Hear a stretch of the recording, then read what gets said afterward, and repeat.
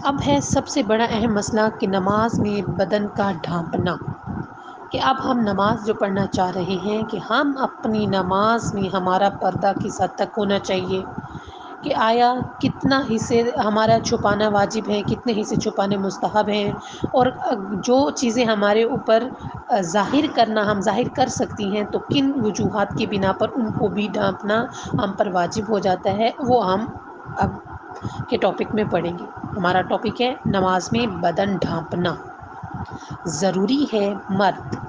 خواہ اسے کوئی دیکھ رہا ہو یا نہ دیکھ رہا ہو، نماز کی حالت میں اپنی شرمگاہوں کو ڈھانپے، اور بہتر ہے کہ ناف سے گھٹنوں تک بدن بھی ڈھانپے۔ ناف سے گھٹنوں تک بدن کو ڈھانپنا اس کے لیے بہتر ہے۔ واجب کیا ہے؟ شرمگاہوں کو چھپانا واجب ہے۔ ضروری ہے کہ عورت نماز کے وقت اپنا تمام بدن حتیٰ کہ سر اور بال بھی ڈھانپے، اور احتیاط واجب یہ ہے کہ اپنے آپ سے بھی چھپائے، یعنی اس قدر چھوٹا چادر نہیں ہونی چاہیے کہ انسان جب اگر نیچے دیکھے تو اس کو اپنا سینہ علیحدہ سے نظر آ رہا ہو، پیٹ علیحدہ سے نظر آ رہا ہو، بازو یہاں تک آ رہے ہیں یہ علیحدہ نظر آ رہا ہو، یہ آگے گھٹنے شروع ہو رہے ہیں یہ علیحدہ نظر، ایسا نہیں، ٹھیک ہے؟ یعنی اس کا اپنا بدن اپنے آپ سے بھی چھپانا اس کے لیے واجب ہے۔ لہٰذا اگر عورت چادر اس طرح پہنے کہ اسے اپنا بدن نظر آ رہا ہو تو اس میں اشکال ہے، یعنی اس کی نماز کے صحیح ہونے میں اشکال ہے۔ البتہ چہرہ، کلائیوں تک ہاتھ، ٹخنوں تک پاؤں ڈھانپنا ضروری نہیں ہے، لیکن اور ٹخنوں تک پاؤں ڈھانپنا ضروری نہیں ہے، یعنی یہ چیزیں وہ ہیں کہ جو ہم ظاہر کر سکتے ہیں، کیا؟ چہرہ، کلائیوں تک ہاتھ، ٹخنوں تک پاؤں ڈھانپنا ضروری نہیں، لیکن یہ یقین حاصل کرنے کے لیے کہ اس نے بدن کی وہ مقدار کے جو واجب ہے ڈھانپ لی ہے، ضروری ہے کہ چہرے کے اطراف کا کچھ حصہ اور کلائیوں اور ٹخنوں سے نیچے کا کچھ حصہ بھی ڈھانپے۔ اگر کسی شخص کا لباس کھڑے ہونے کی حالت میں اس کی شرمگاہ کو ڈھانپ لے، لیکن ممکن ہے کہ دوسری حالت میں مثلاً رکوع اور سجود کی حالت میں نہ ڈھانپے، تو اگر شرمگاہ کے برہنہ ہونے کے وقت اسے کسی ذریعے سے ڈھانپ لے تو اس کی نماز صحیح ہے، لیکن احتیاط مستحب یہ ہے کہ اس لباس کے ساتھ نماز نہ پڑھے۔ انسان نماز میں اپنے آپ کو گھاس پھوس اور درختوں کے پتوں سے ڈھانپ سکتا ہے، لیکن احتیاط مستحب یہ ہے کہ ان چیزوں سے اس وقت ڈھانپے جب اس کے پاس کوئی اور چیز نہ ہو۔ انسان کے پاس حالت مجبوری میں شرمگاہ چھپانے کے لیے کوئی چیز نہ ہو تو اپنی شرمگاہ کی کھال نمایاں نہ ہونے کے لیے گارا یا اس جیسی کسی دوسری چیز کی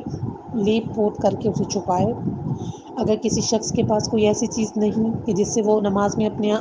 آپ کو ڈھانپے اور ابھی وہ ایسی چیز ملنے سے مایوس بھی نہ ہوا ہو تو ہدایت واجب یہ ہے کہ نماز پڑھنے میں تاخیر کرے۔ اگر کوئی چیز نہ ملے اور آخر وقت میں اپنے وظیفے کے مطابق نماز پڑھے، اور اگر وہ کسی چیز کے ملنے سے مایوس ہو تو اول وقت میں ہی نماز ادا کر سکتا ہے، اور اس صورت میں اگر وہ اول وقت میں نماز پڑھے اور اس کا عذر آخر وقت تک باقی نہ رہے تو ضروری نہیں کہ نماز دوبارہ پڑھے، کہ جو اس کا اولین فریضہ تھا اس نے وہ انجام دے دیا، اب اس کو دوبارہ نماز پڑھنا ضروری نہیں۔ اگر کسی شخص کے پاس جو نماز پڑھنا چاہتا ہو اپنے آپ کو ڈھانپنے کے لیے درخت کے پتے، گھاس، گارا یا کائی بھی نہ ہو، اور آخر وقت تک کسی ایسی چیز کے ملنے سے مایوس ہو جس سے وہ اپنے آپ کو چھپا سکے، اگر اسے اس بات کا اطمینان ہو کہ کوئی ایسا شخص اسے نہیں دیکھے گا کہ جس سے شرمگاہ چھپانا واجب ہے، تو وہ کھڑا ہو کر اسی حالت میں نماز پڑھے جس طرح اختیاری حالت میں رکوع سجود کرتے ہیں نماز پڑھتے ہیں۔ لیکن اگر اسے اس بات کا احتمال ہو کہ کوئی ایسا شخص اسے دیکھ لے گا، تو ضروری ہے کہ اس طرح نماز پڑھے کہ اس کی شرمگاہ نظر نہ آئے، مثلا بیٹھ کر نماز پڑھے، اور اگر اپنے آپ کو ایسے کسی فرد کے دیکھنے سے بچانے کے لیے مجبور ہو کہ قیام و رکوع و سجود تینوں کو ترک کر دے، یعنی تینوں حالتوں میں اس پر نظر پڑ رہی ہو تو ضروری ہے کہ بیٹھ جائے، رکوع و سجود کو بیٹھ کر انجام دے، اور اگر صرف کسی ایک چیز کو ترک کرنے پر مجبور ہو تو صرف اسی کو ترک کرے۔ لہٰذا اگر کھڑا ہونا ممکن ہے تو کھڑے رہ کر نماز پڑھے، رکوع و سجود اشارے سے بجا لائے، اور اگر صرف قیام میں اس پر نظر پڑ رہی ہے تو بیٹھ جائے، رکوع و سجود کو انجام دے۔ اگرچہ اس صورت میں احتیاط مستحب یہ ہے کہ ایسی صورت میں بیٹھ کر نماز پڑھی جانے والی نماز کے ساتھ ساتھ کھڑے ہو کر پڑھے جانے والی نماز بھی ادا کرے جس میں رکوع و سجود کو اشارے سے انجام دیا گیا ہو۔ احتیاط لازم یہ ہے کہ برہنہ شخص نماز کی حالت میں اپنی شرمگاہ کو اپنے بعض اعضاء کے ذریعے مثلا بیٹھا ہو تو دونوں رانوں سے اور کھڑا ہو تو دونوں ہاتھوں سے چھپا لے۔